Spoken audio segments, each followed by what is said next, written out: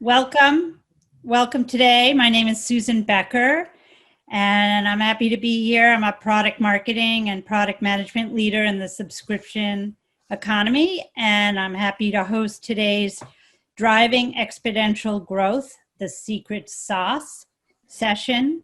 Today, we're joined by Ben Zvaifler, co-founder and CEO of Pupbox, which was acquired by Petco, and Danielle Gotkis, who is Senior Vice President of Marketing with Recurly, a subscription billing management software platform. I know from our pre-talk that you're in for a great session, and I turn it over to the panel now. Thank you. Thank you, Susan. We were both delighted to be here.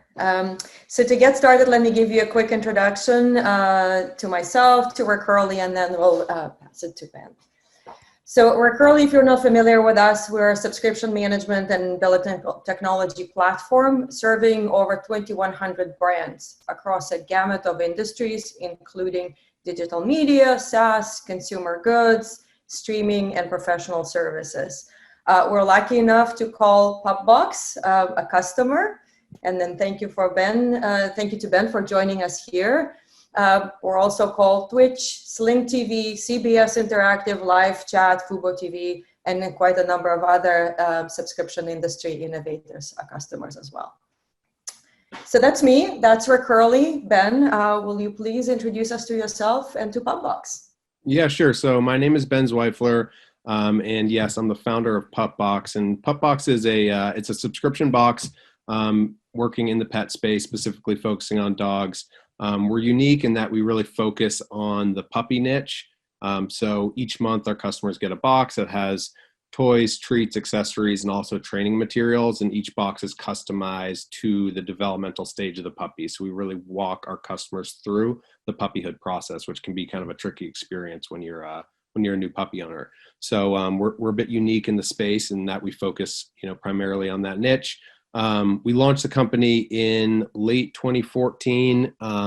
We grew pretty organically, raised some money in the early days. We were featured on Shark Tank in 2016, and then a year later we were acquired by Petco Animal Supplies, which I'm sure everyone's familiar with, but they're one of the largest pet industry retailers in the country and even world. So we've been working for the last couple of years to just continue to scale the business internally at Petco, and we are still part of that larger Petco team. Great. So can you please tell us how, what was the key to your success early on? How did you identify those best members? Yeah, so when we kind of were bouncing questions back and forth, one thing that kept coming up was, how do you scale your growth? As an early stage startup, we were so focused on growth, and growth was our primary metric that we were chasing. And one thing I think people overlook is they focus so much of their efforts on acquisition, and we did the same thing. We put so many of our eggs in the acquisition basket. We tried to lean into promotion, tried to continue to scale our ad spend aggressively. And in doing that, we'd find that we were not necessarily acquiring the best customer. We were seeing our churn kind of increase with our scale, which is not what you want to see. And after a period of time, we started seeing, weeks or months of either flat or net negative growth. So we kind of reached a plateau. So in talking about this, one thing I like to really highlight is that I truly believe that retention starts top of funnel when you're acquiring a customer. And so for us, like the biggest key to our exponential growth, and we've grown, 200-300% year over year since we launched. And the biggest key to success for us is really keying in on who our ideal customer is, how we can acquire that customer, because they're going to have a much healthier retention trajectory than just kind of throwing money at a problem or acquiring customers that churn. And when I say acquiring the right customer, I think there's a myriad of different factors that kind of come into play. And for us, that is a combination of demographic, both like our customer demographic, but also like the demographic of the dog. So like we are very focused on puppies. So finding new puppy owners who have a very young puppy was a huge key to our success. And then also like acquisition channel, the way you're using promotions, the way you're structuring your plans, all that stuff has a much larger impact than things you can do further down funnel. Mm-hmm. So you hit on an interesting topic here, and we've talked about it in our prep session, is identifying churn before it actually happens. So you've baked that into your acquisition process, right? You've actually built it into your onboarding process as well. So let's dig into that a bit. Yeah, I mean, I think it just kind of goes back to that overarching point of finding your best customers, right? So, I think in our kind of pre-talk here, the word like predictive churn came up, and that's not necessarily so much what we focus on. I think that happens further after the point of acquisition, where you can really like key in on what points customers are churning and work to improve problems there. For us, we've done that. We've tested a lot of different things post acquisition, and they've all helped, but they've helped in small increments. And for us, what's really been the most impactful thing that we've been able to do is really nurture the customer at the point of acquisition. So making sure that when we are getting traffic to our site, that we are doing a lot of engagement offsite to really qualify those leads, so they know exactly what the product is, who the customer is that we're going after, very specific voice and branding.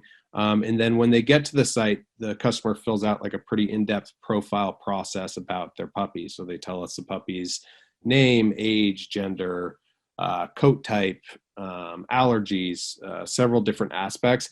And, I think the more traditional thinking is you got to get them to the checkout page as quickly as possible. And for us, that just wasn't the case.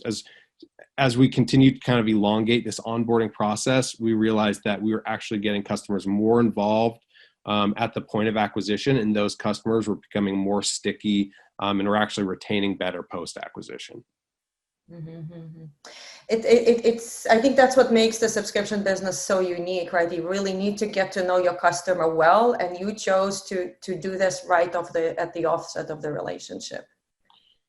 Yeah, and I think that kind of feeds into kind of the other, another thing we were talking about is just how does that impact lifetime value? How do you really extend and grow your LTV, which is a primary metric, we should all track. And for us, like, if we can really get the ideal customer up front, I think that the next best thing is to just really focus on that product experience, right? And so, because we get so much information up front, we really focus a lot of our efforts on the product side around customization and personalization. And we're able to deliver a very personalized product experience. And we've found that as we've really keyed in on the product side, that's really maximized our LTV and kept people staying on with us much longer than a traditional subscription box. And much longer, and after a puppy becomes an adult dog as well, right? Yeah, that's right. So it's often a question that comes up. It's like, well, what do you do with the puppy? We're in the subscription game. What do you do after the customer is no longer a puppy? Like, you don't want to just get rid of them. We don't. We try to retain them for the lifetime of the pet, and that's one of the reasons we were acquired by Petco. Is that we really key in on puppyhood, which is the puppy is a very valuable customer in this industry. Obviously, if you can get them early on, you can have a very long lifetime value. And if we can nurture that customer in that first year of life, or whatever that really key retention period is that any business has, you're going to see a lot more opportunities to kind of extend the life of that customer. So for us, we roll them over into an adult offering. We work to transfer them over into other products and services at Petco to really expand and extend that LTV. And we would not have the opportunity to do that if we weren't so hyper focused on making a great product experience for the customer in that short window. And one thing we talked about too is like every product has that natural churn, right? Like for a subscription box, our churn is naturally very high. The subscription box industry has a higher churn than, say, a SaaS company, or something that is even at a much higher or a much lower price point. So when we started the company, we try to work within those bounds. It's like, if we know that our benchmark is a 10% monthly churn rate, like we have a year to do something with this customer. and let's like make a really great experience in that year. And then everything after that is kind of icing on the cake because we know the business model works within that parameter, if that makes sense. Yes. And it's actually a really great segue into metrics. You and I talked quite a bit about that, and obviously looking at LTV and looking at cost of acquisition. These are the standard business metrics that everyone in the subscription industry looks at, including you, including us at Recurly as well. But what about some of the other KPIs that you're looking in kind of to dig in and understand performance of certain cohorts, perhaps, or promotions? So. Yeah, definitely. So I think, LTV and customer acquisition cost and the relationship between the two is probably like the most important metric for subscription business to track, in my perspective, like on a higher scale from like 30,000 feet up, right? Like you have to make sure your business can operate under those parameters and have a healthy return on that CAC. If you can't, then it's just, you're not going to be able to scale, and you're not going to be, and if you don't really have any wiggle room, you can't, work on your efficiency from an ad spend perspective. But when you dive a bit deeper, when we look at our business, we really try and focus as much effort, as much as we can around like cohort analytics. It's something we talked about, and just looking at it from many different angles. So like, in the early days, we were very, we just had like simple cohort analysis. We're a monthly subscription box. So everyone's billed monthly. We just look at, monthly entry cohorts. We'd run tests each month. We'd see kind of how those cohorts perform over time in comparison and see if we can make improvements. As we got a little bit more sophisticated, we started taking deeper cuts on that, looking at, entry promotion, entry marketing channel, entry landing pages even. And looking at different cohorts in that sense, and seeing that comparison, I think, is for a subscription business, because you can look at it over time, you can really see how all the gives and takes, right? So you can see, well, we ran this promotion, and these cohorts, we had a huge spike in acquisition, but over time the retention wasn't as healthy, and we ended up churning out more customers. Versus no promotion, these people are a bit more sticky, but we're not getting enough volume up front to justify it. So being able to look at all of that in conjunction is really helpful for us. And so we have several different cohort analyses we use on almost a daily basis. Mm-hmm. So, and tied to that, right, being able to experiment with different promotions, with different pricing plans. Let's talk about the role that choosing the right technology, the right subscription management and billing technology. What role did that play in your evolution and in your growth as a company? Yeah. So obviously Recurly is our partner in this too, because we decided to go with them as a platform. In the early days, we kind of we tried to build a lot of stuff ourselves, and we ended up limiting ourselves. We were working on a platform that didn't have as much flexibility, and we didn't have as much flexibility in the way that we could charge our customers. So in our early days, a lot of subscription boxes do this, but they charge for an entire plan up front. So if you sign up for 3 months, you're paying all up front. If you sign up for a year, you're paying all up front. So obviously we knew the customers who were signing up for longer term plans had much higher retention, but unfortunately we weren't able to drive as much volume we wanted into those plans. When we switched to Recurly, they had so much flexibility in all of the different plan types, plan lengths, cancellation types, promotion types. We were really able to just out of the box play with a lot of those different things and find the right formula that fit our business need. So, we use Recurly obviously, but I think it is very important just to find whatever the technology partner or just figure out the technology aspect so that you can really maximize the LTV. For us, like we were able to switch to a billing model where a customer can sign up for up to 12 months in advance, gets the best price possible, but they are actually billed monthly. And they're kind of locked into that 12 months, but they still get the benefit of that monthly lower price billing. We were able to shift our almost entire subscriber base into those longer plans, which dramatically helped our retention. So we were signing up, I think like 50% of our subscribers in 1 month, monthly recurring subscriptions at a higher price point before we switched over to this new pricing model. And And today, I think only 2% of our customers are choosing the 1 month option. So we were like dramatically able to shift where those customers, the plan types they were sitting in, by just shifting our technology a bit. And that was hugely helpful for the business. Great, very great. We actually have a question here from the audience regarding the metrics. Are you looking, and I think you kind of hit on this already, right? You're looking at industry benchmarks for churn, for retention, right?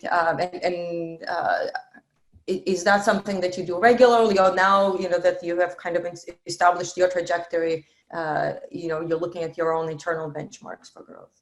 Yeah, I think it's a combination of the two. So Recurly actually has like a white paper that has several different benchmarks, and they actually slice it by different industries, both B2B, B2C. They also have like a consumer good category. I think, that would be a good place to start, but I think it really depends. So like B2C is obviously like a big slice of, the subscription space. And I think it really boils down more into what the specific product and pricing is. So like what I've seen is like, there's kind of a dichotomy where products that have like a really high price point are usually stickier because you're not driving as much volume. It's much harder to acquire those customers. Also at a very low price point, oftentimes like you're seeing healthy retention rates when it's a really cheap, like a lower price point, because customers can essentially stomach that. Subscription boxes like ourselves are actually like in one of the worst spots, I would say, for retention, because we're in that $20 to $40 price range, which is like a substantial monthly cost. And yet they're not necessarily like an essential to life.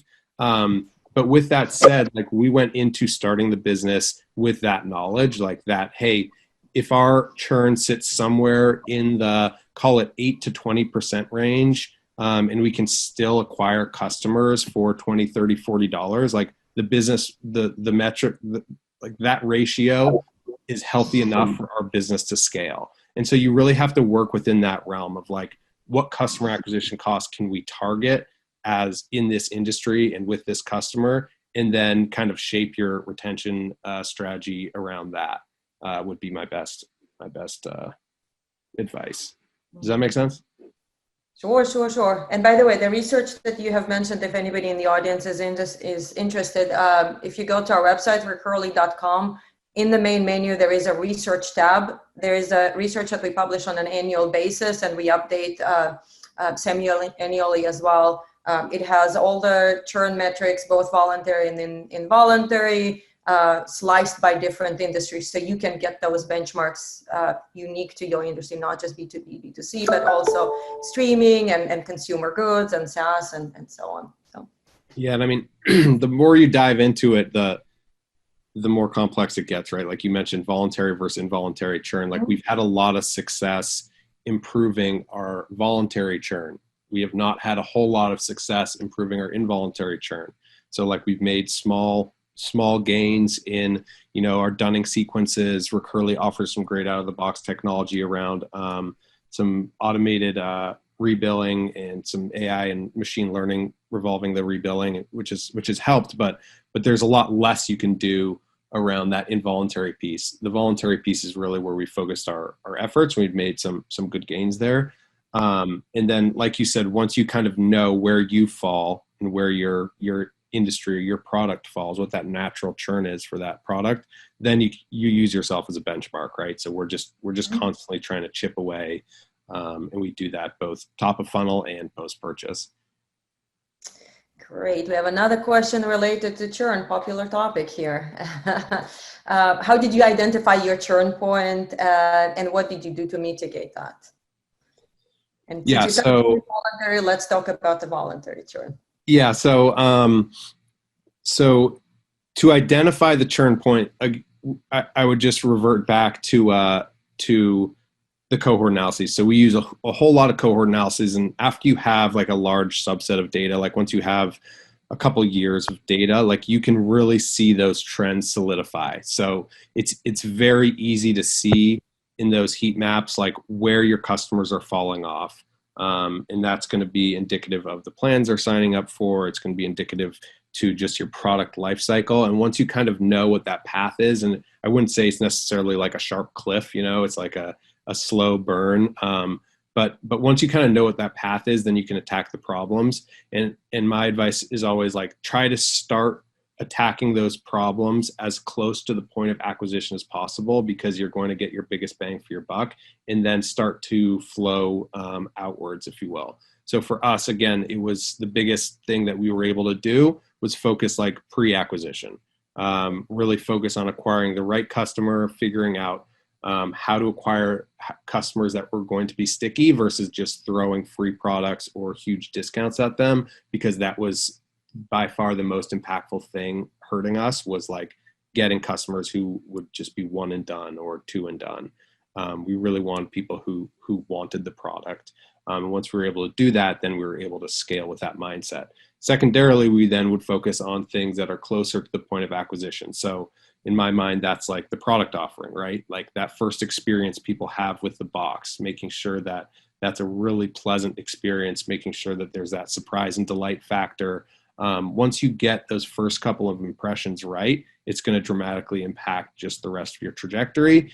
And then from there, I'd say you just start layering on more traditional things like a cancellation flow. Like we added a cancellation flow that tried to address customer concerns before they churned out. So giving them solutions to the problem they have. That helped a little bit. It didn't help, in a huge amount, but like once you get a lot of those little things, they start to add up. Yeah, I'd say that's a good start. Yeah. So we spent quite a bit talking about metrics and analytics. From the product team perspective, curious to hear as your company have grown, how has your team evolved over time? Did your customers play and their feedback, did they play a role in the evolution of that organization? Yeah. Definitely. I mentioned a little bit just the personalization and customization in the product and how important that is. And really you need that feedback loop in order to achieve that. For us, I wouldn't say it's easy, but for us, it was pretty natural because like we're dealing with almost exclusively puppies, which are, it's almost cheating because people like love to post pictures of their puppies on Instagram and on Facebook to share their experiences. It's like a very excited user base, so they really want to share. It's kind of a double-edged sword in that people love to tell you what they really liked. They also are very quick to tell you what you've done wrong. And I assure you there's plenty of those out there. And so we get a lot of customers posting on social media with their dog. We've actually created the box so that it's like a shareable experience where they can write the age and months, almost like those baby icons. We have that on the box where they write their age and months, something they like, the height, the weight of the dog, to create that shareable experience. And that has created a feedback loop for us to give us a sense of like, okay, what's working, what's not working. And from there, we use the data and the customer demographic or the puppies profile essentially to really hone in on that personalization. And it's been easier as we've scaled, right? When you're young and small, it's a lot harder because you're bound by things like MOQs and you're bound by things like cash flow. And as you scale and have a little bit more money and customers to work with, you really can dive deeper into that personalization.